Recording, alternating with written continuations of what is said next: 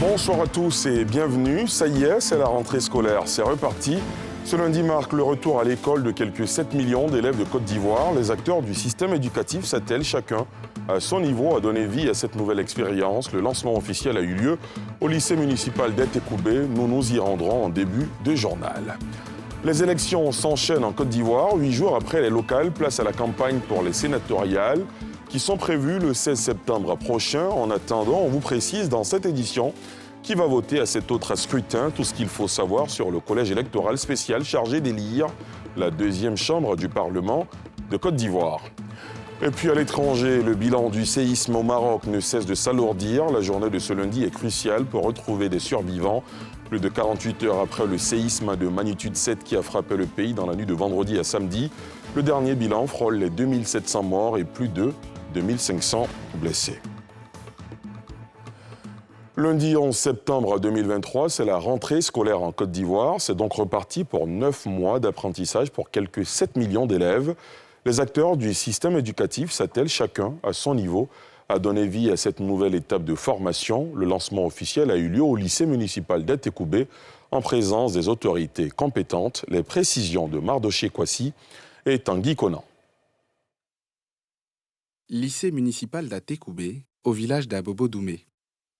C'est ici que la ministre Mariatou Koné, en charge de l'éducation nationale et de l'alphabétisation, a donné ce lundi le coup d'envoi de l'année scolaire 2023-2024. Salut aux couleurs, visite de salles de classe et échange avec les élèves et avec les enseignants, ce sont là les moments forts de cette journée de démarrage officiel des activités pour le monde éducatif. Une occasion saisie par la première responsable de l'école ivoirienne pour appeler tous les acteurs du système éducatif à la responsabilité pour une école de qualité, comme le stipule le thème de cette nouvelle année scolaire. Nous avons reconduit le thème des 2 précédentes années, à savoir « Soyons des citoyens responsables pour une école de qualité ». La responsabilité, c'est celle de l'école, c'est celle des enseignants, c'est celle des parents, c'est celle des guides religieux, c'est celle des chefs coutumiers qui sont ici avec nous, c'est celle de toute la chaîne d'encadrement, c'est celle des élèves eux-mêmes.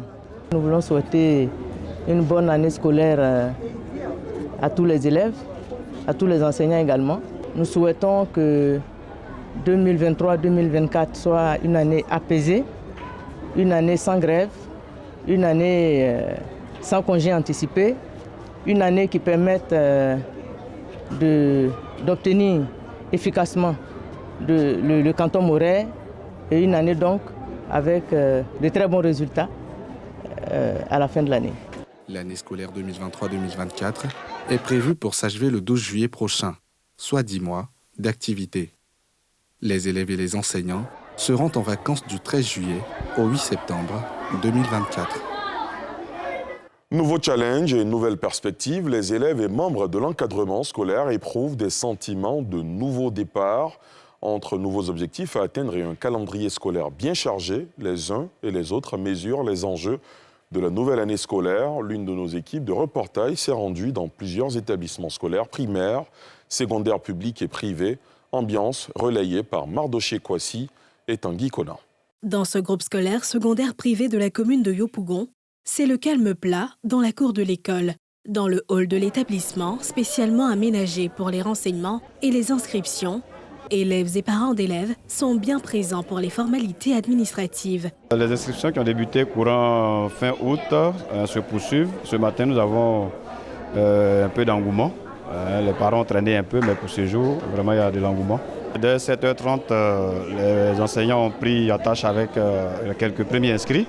Voilà, et la rentrée va se faire progressivement avec les autres classes au fur et à mesure que nous faisons les inscriptions. Au lycée municipal d'Atekoubé également, les inscriptions se poursuivent simultanément avec les prises de contact entre élèves et enseignants. Au menu, mise à disposition de l'emploi du temps et la liste de fournitures et conseils d'usage. Nous sommes heureux de retrouver les classes et heureux de retrouver les élèves.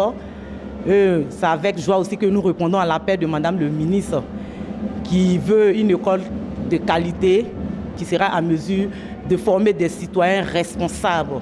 Du côté des élèves, c'est la joie de retrouver les bancs. Ici, on sait ce qu'on a à faire pour réussir son année scolaire.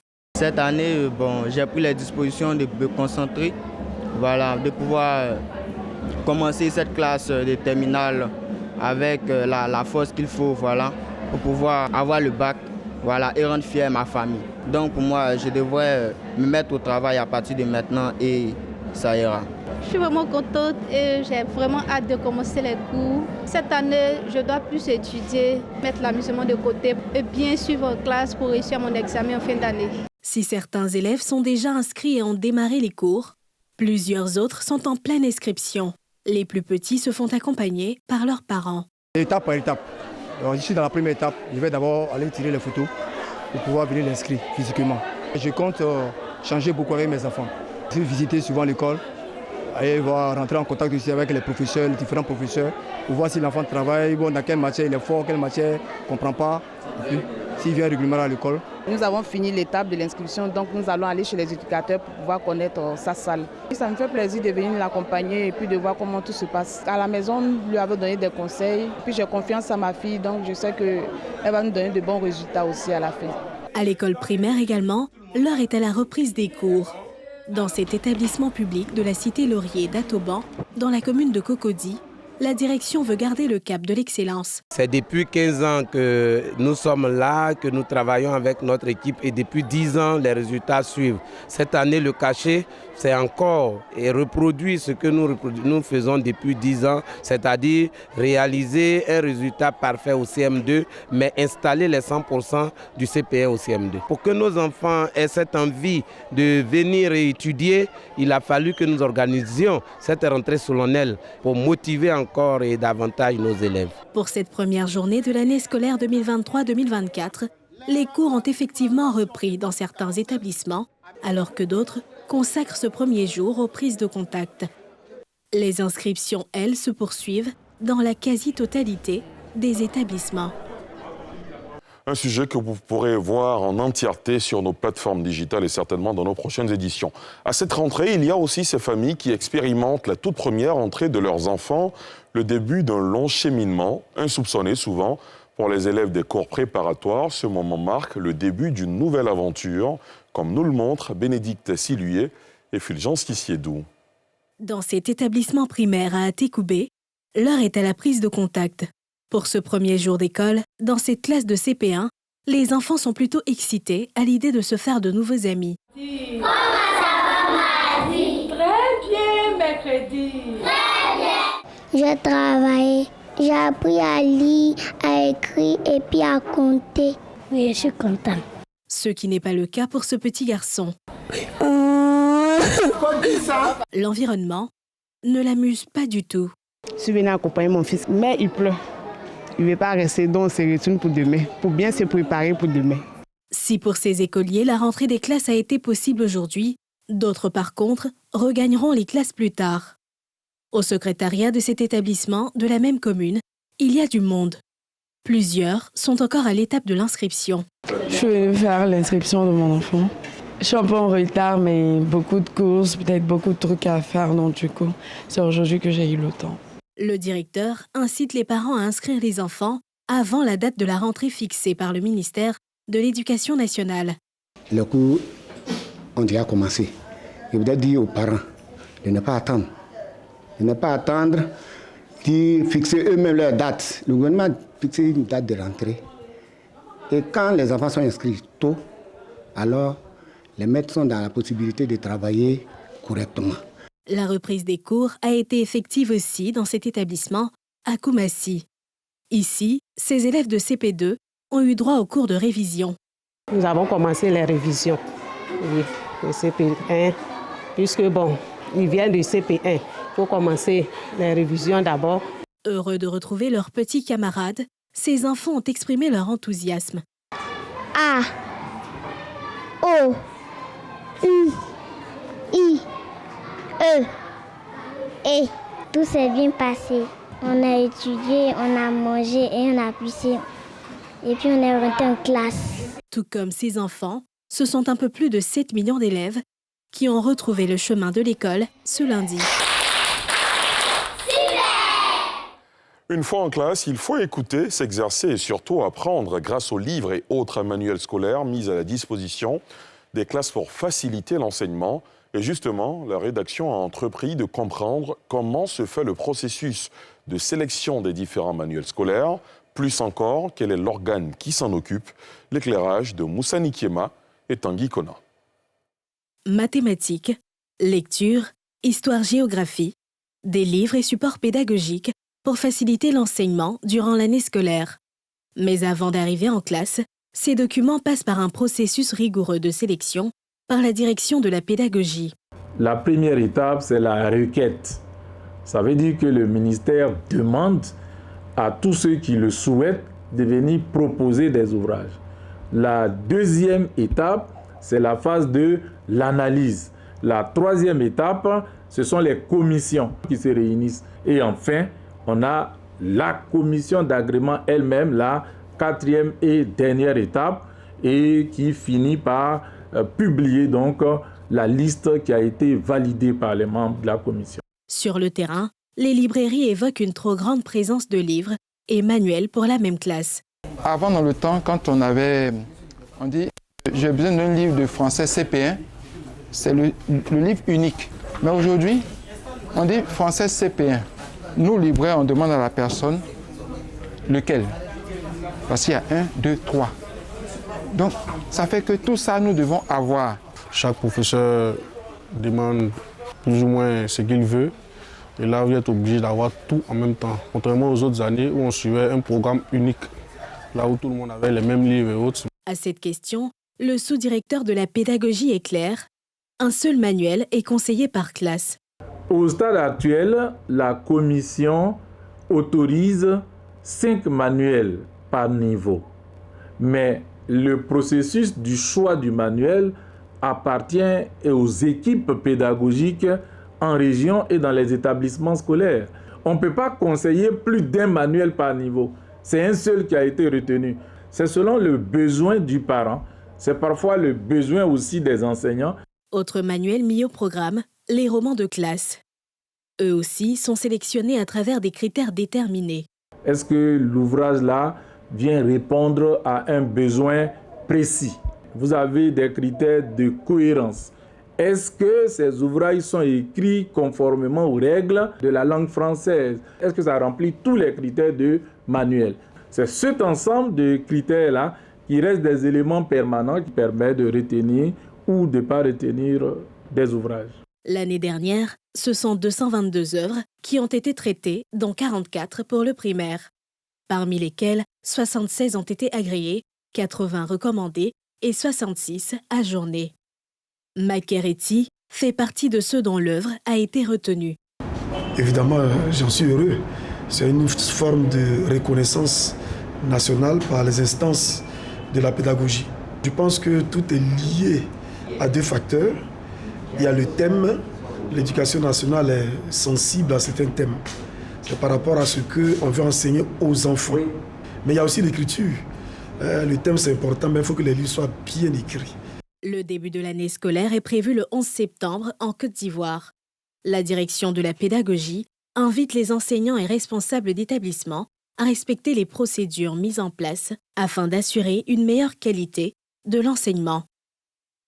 À l'intérieur du pays, vous allez le voir, la rentrée est aussi effective, même si ce n'est pas encore la grande affluence dans certaines localités. 2 d'entre nos équipes de reportage vous proposent les premières heures de cette rentrée à Boaké. Et Baba, c'est un village de la ville de Saint-Pedro. On retrouve Moussa Nikiema. La rentrée des classes, c'est aussi à l'intérieur du pays. Dans cet établissement à Boaké, les premiers élèves sont déjà présents. En ce premier jour, l'heure est aux retrouvailles. Franchement, je suis très heureuse de retrouver mes camarades. Et je suis contente aussi de commencer à rentrer. Mais nous, ici, on n'a pas encore commencé. On commence la semaine prochaine. Après les civilités, place au premier cours dans cette classe de CAFOP. Nous avons pratiquement 10 mois à passer ensemble durant l'année scolaire. Les professeurs sont là ce matin et nous sommes en pleine révision. Et nous sommes très très heureux de retrouver nos amis après pratiquement 2 mois de vacances. La rentrée est effective. Voilà les élèves. Et effectivement, nous sommes en train de faire une leçon de lecture 1. Voilà, nous sommes en révision. Après Boaké, cap sur le village de Baba, dans la ville de San Pedro. Ici, la rentrée des classes n'est pas encore effective.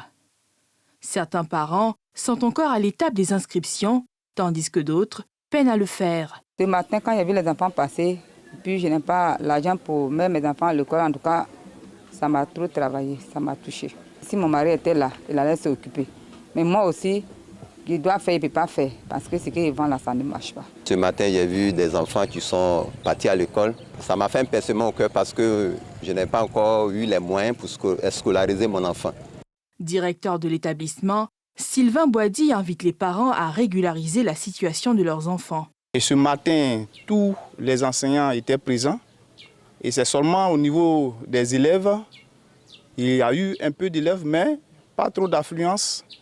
On espère que le lendemain, ils seront là. La rentrée a débuté et nous attendons les enfants. C'est la coutume, hein. Chaque année, c'est lorsque la rentrée survient que beaucoup de parents se bousculent un peu à la porte de l'établissement. Il n'est pas évident que les cours puissent démarrer ici, mais je crois que très bientôt, ici la fin de semaine, les emplois étrangers seront disponibles et les cours pourront démarrer. La rentrée scolaire a été officiellement lancée ce 11 septembre par la ministre de l'Éducation nationale et de l'alphabétisation. À Abidjan, tout comme à l'intérieur du pays, les élèves viennent chaque jour, un peu plus pour les cours. Ainsi se referme ce chapitre consacré à la rentrée scolaire. Demain, d'autres immersions à suivre. Dans le reste de l'actualité, on s'intéresse ce soir aux prochaines élections en Côte d'Ivoire. Si vous pensez à la présidentielle de 2025, vous êtes trop en avance. Il s'agit des sénatoriales. Elles auront lieu le samedi 16 septembre prochain. Comment fonctionne ce scrutin dont le processus est assez particulier? Qui est concerné? Comment s'organise-t-il? Tout ce qu'il faut savoir sur le collège électoral spécial chargé d'élire la deuxième chambre du Parlement de Côte d'Ivoire. C'est un sujet de Thiemé Dandje et Chèque Bleu. Arrière-cour du siège de la CEI, Commission électorale indépendante. Sur les lieux, des box aménagées pour la réception des affiches et spécimens de campagne pour les sénatoriales du 16 septembre prochain. Des candidats, mine satisfaite, reçoivent leur colis qui leur permettra de se lancer à l'assaut des électeurs. Qui sont-ils? Qui a qualité de grands électeurs à ce scrutin de suffrage indirect portant renouvellement des membres élus de la deuxième chambre du Parlement? La porte-parole adjointe de l'institution clarifie tout. Le scrutin pour les sénatoriales est un scrutin au suffrage indirect. Et comme il est indirect, il va concerner tous les élus locaux. Ce sont ceux-là qui vont composer le corps électoral. Nous avons d'une part les conseillers régionaux et d'autre part les conseillers municipaux. Et c'est tout ce corps-là qui vient d'être élu d'ailleurs, qui va constituer l'électorat pour les sénateurs. Il faut ajouter à ces corps d'élus locaux les candidats eux-mêmes, qui sont aussi électeurs. La région du Guémont a connu des violences qui ont fait que nous avons sursis à l'élection dans cette région en attendant la décision du Conseil d'État.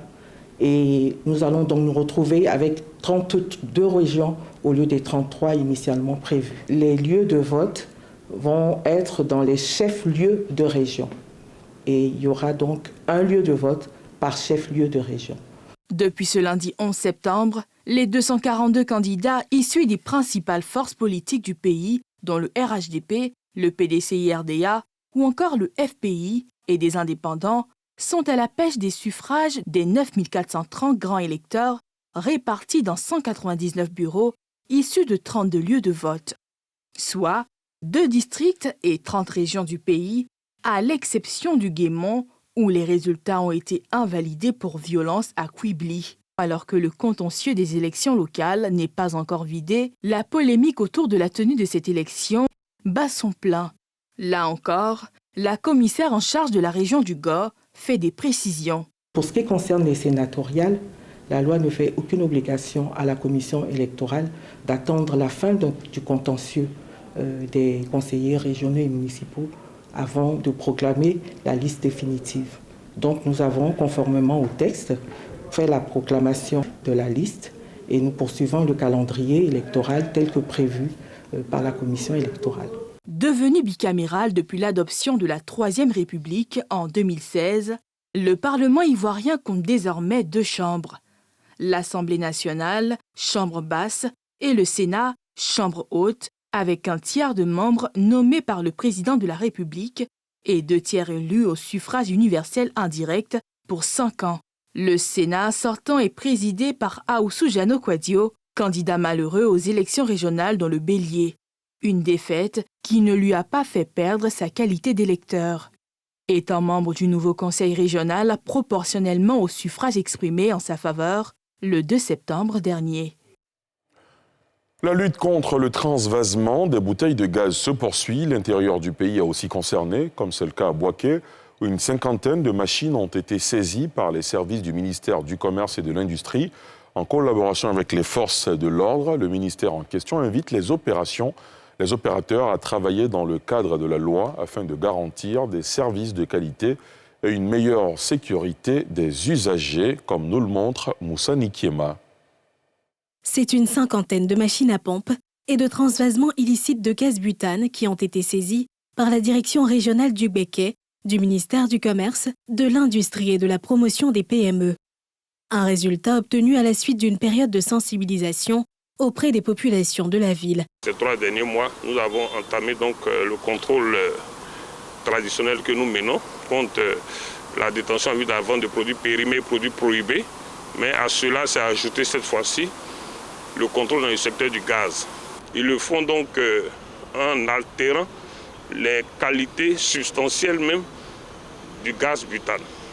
Et aujourd'hui, nous avons plus d'une 50aine de machines. Après avoir visité plus d'une 50aine de magasins, de dépôts de vente de gaz, et cela au terme de pratiquement 7 jours de mission. Une opération saluée par les consommateurs qui voient en cette opération une garantie pour leur sécurité. Ce qu'on vient de voir là, ça veut dire que les commerçants et ces opérateurs économiques n'ont pas respecté les normes. On trouve que nous ne sommes pas en sécurité parce que non seulement il y a la tromperie sur la qualité et le conditionnement sur le terrain. Aussi, les bouteilles ne sont pas chargées. Et je vois bien que le dispositif qui est sur les bouteilles aussi, ce n'est pas bien posé. Vraiment, ça crée beaucoup de problèmes. Moi, j'ai été aussi victime. Voilà, j'ai ma cuisine qui a pris feu parce que j'ai changé la bouteille. En moins de 15 minutes, quand ma fille a mis le brûleur là-dessus, ça a commencé à prendre feu depuis le bas jusqu'en haut et ça a vraiment brûlé mes affaires dans la cuisine. Notons que la vente au-dessus des prix indiqués et le transvasement de bouteilles de gaz sont des actes punis par la loi. Le premier part du retrait des bouteilles de gaz à une amende minimum de 100 000 francs et le second d'une amende de 100 000 francs à 100 millions de nos francs, assortie d'une peine d'emprisonnement. À l'étranger, le bilan du séisme au Maroc ne cesse de s'alourdir. La journée de ce lundi est cruciale pour retrouver des survivants, plus de 48 heures après le séisme de magnitude 7 qui a frappé le pays dans la nuit de vendredi à samedi.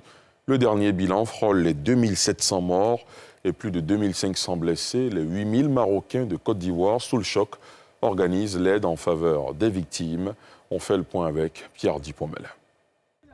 Les secouristes marocains, appuyés par des équipes étrangères, redoublent d'efforts pour retrouver d'éventuels survivants et fournir l'assistance à des centaines de sans-abri. Plus de 48 heures après le séisme qui a fait près de 2700 morts et presque autant de blessés, selon un nouveau bilan.